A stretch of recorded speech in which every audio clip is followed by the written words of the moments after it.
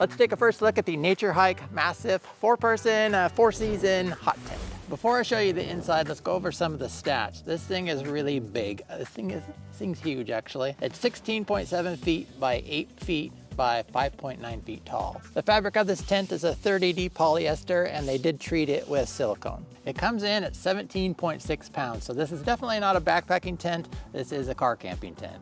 It has a hydrostatic head rating of 3,000 millimeters, which actually seems pretty good for a tent of this caliber, but we'll have to put it to a test and see how waterproof it actually is. It comes with thick aluminum poles and these little clasps that actually clasp on. They seem like they're actually decent quality. There are 4 vents, 1 at each corner, and they have their little stake here that holds it out. It has these loops which you can use to help tie down the tent in windy conditions. Looks like it's long enough where you could wrap it around your poles and then out. You can see this tent has a snow skirt that goes all the way around the edge, and it even covers the doors. There are 4 doors on this tent. There's 1 door on each side, and these end doors are for going right into your sleeping area. And you can see this is one of the inners on each side. Each end of the tent has its own small vestibule area where you have enough room for shoes. You could put a pack or some other kind of gear if you wanted to in here as well.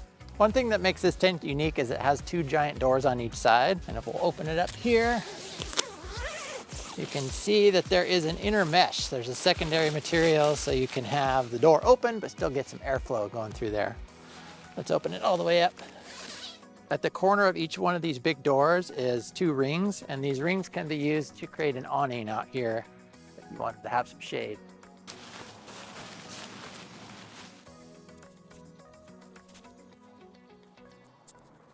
On the inside here, we've got skylights on either side of the center aisle here. And roll that up. And there's one on the other side. Get us some extra light in here. So on this, there's 2 inners, one over there and one over here. The unique part about this is these are completely removable.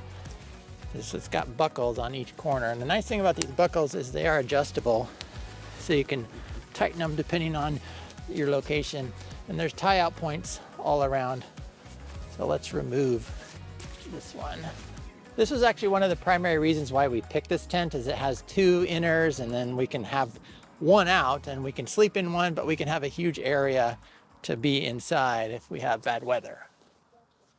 But we can put it in if we have more people with us. There. One thing I'm pleasantly surprised about is look at the height of this thing. I'm 6 feet tall and my head is just barely crusted in the top here. So we're gonna have a huge amount of room, which means you don't have to hunch over when you get dressed. That's awesome. I do really like these skylights. They bring in a lot of light. The only thing that I worry about is the long-term durability, but we'll have to wait and see how it goes. So on here, we have our stove jack right here, and you can unzip it right here so you can get to the outer layer, which you can open up and then zip this back up. Stick our stovepipe in through there. Take a little closer look at these inner mesh. You can see that it has just a whole bunch of pull-out points, which is good because you won't be hitting your head when you're inside there. And if you need to adjust them, you can just pull them in, like on this one up here. You need to adjust a little bit. Yeah, let's unzip here and let's look at the inside. This mesh is definitely going to be breathable. It's not going to be like more of a solid kind of mesh that we have seen on some of the other winter tents, but it is a little bit thicker than you would find on a summer tent. This tent does not come with any ground cloths, and so this whole center section is completely open, and the only basically protection from the ground you're going to have is each inner has its own bathtub floor, and it's supposed to be 53 across wide, so we'll have to see if we can truly get 2 25-inch pads in here. Looking around the inside, there is only 1 hook, which I'm a little disappointed in. I was kind of hoping there would be hooks all around here because I'd like to hang some lights on here. So we'll have to probably loop it through some of these buckles for our inner mesh. It's gonna be doable, but I wish that they had put extra hooks in. Let's get the stove set up so you can see what it looks like in here. This is the Pomoly Oroqen Mini 3 stove. It's, I think, one of the smallest stoves they make. The legs out.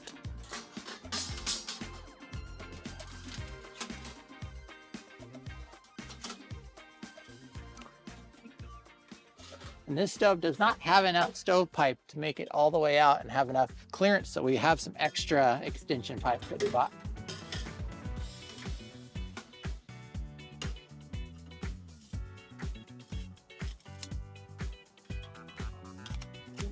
This is our top.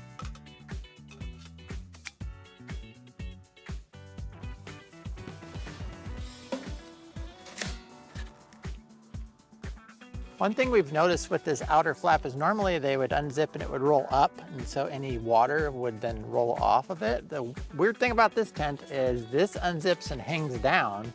Water's gonna hit here, but then it's gonna go under here, and there's nowhere that I can see for it to go.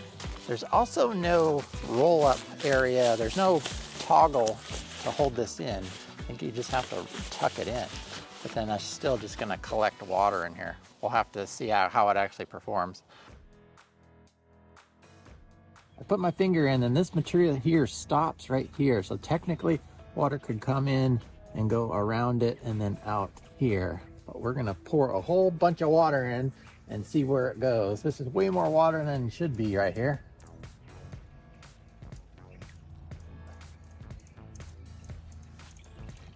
Oh look, it is coming out there. The water is going in, and since this material in here stops about where my finger is, it comes around and then comes out. You can see the water pooled up right here, so it's kind of slow to leak, although I just dumped a huge amount of water in there. Looking on the inside, there's no water that's made its way in. This does make me feel better that there's water that actually makes its way out, although it does pool in here for just a little bit. Be nice if there was a little vent right there. That would, majority of the water would come out there, I would think.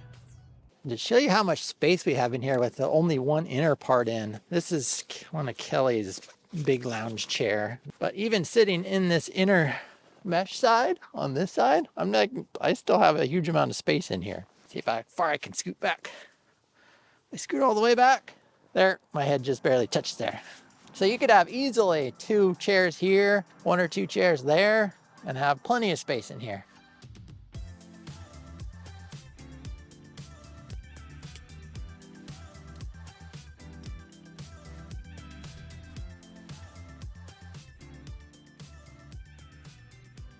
This is a hefty package, almost 17 pounds.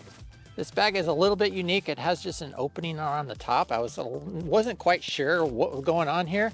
But in actuality, it actually is pretty nice because then you don't have to worry about trying to slide this giant thing in through a tube. You can just feed it in there and then pull it up. That actually I like about that.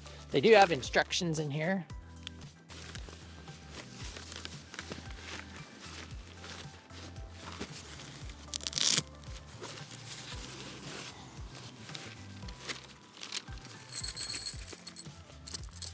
We have our stakes and our guy outlines. These are the stakes they came with. They're actually a little bit smaller than I was expecting them to be. They're actually nice. The only thing I don't like about them is they're black, and in the winter everything's dark. They're gonna be hard to see. Other than that, they're pretty nice. The guy out cables are all wrapped up. Looks like there's 4 of them.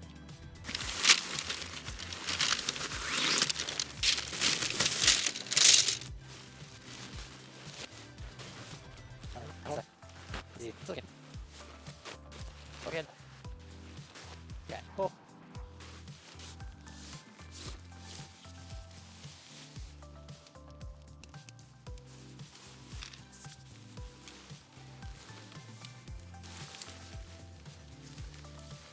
They have color coded these slightly. There's a silver tip on this end, and you can see that this chamber starts with the silver. And so you know this pole goes here. The tips on these big poles are black, which correspond with the black piping here.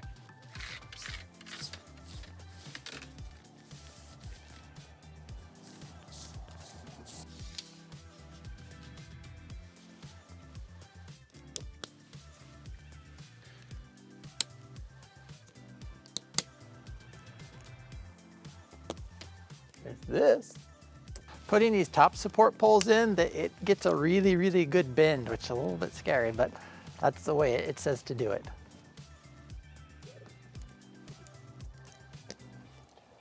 Looks like there are 10 stakeout points, 4 main corners and then some other in the middle. One thing to keep in mind when you're setting this up is where you want your main entrance. You want it the opposite of this. So this is your stove jack, and so this is not where you want to be walking in and be confronted by your stove. So make sure that the other side is your main entrance.